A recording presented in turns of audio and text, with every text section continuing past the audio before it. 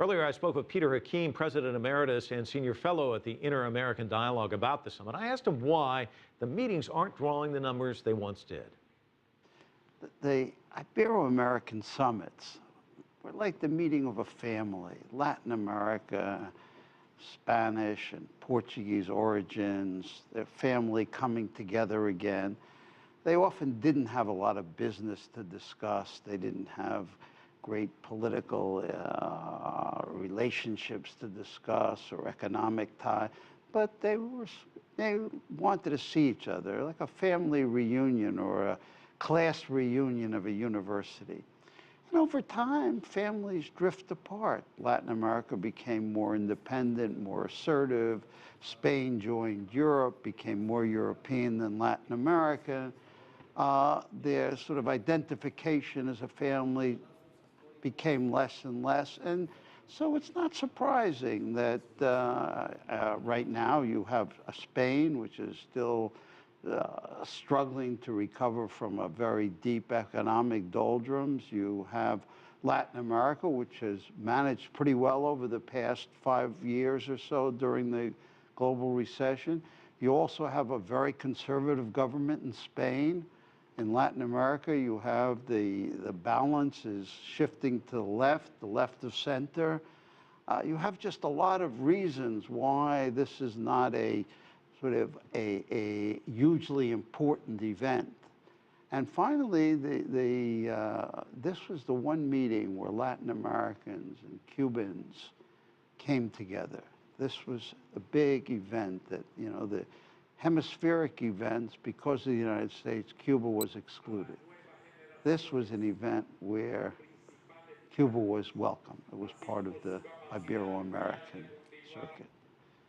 And now there's the Latin American community group, this new grouping of all Latin American countries, and Cuba is part. In fact, Cuba is going to be the host of the next summit.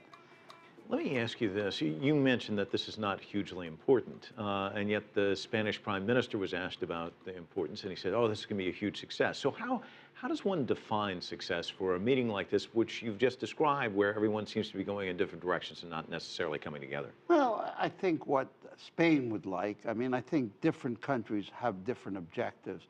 If you had to say, Spain really saw that among the European countries, it had a special relationship with Latin America.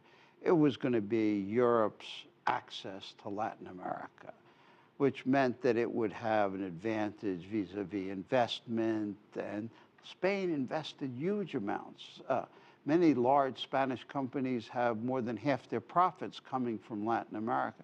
So that economic connection is very important. And diplomatically, you know, when Europe talked about Latin America, Spain sort of had the principal chair, so to speak. It was the advisor.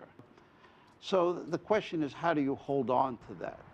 For Latin America, Spain at one time was, first of all, a model. Remember, Spain became democratic back in 1977, 78, at the death of Franco.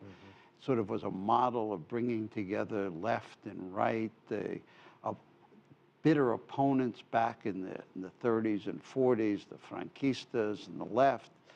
And Felipe Gonzalez, a man of the left, did it with a flair, with aplomb and grace that was magnificent, and became something of a model for Latin America reconciliation.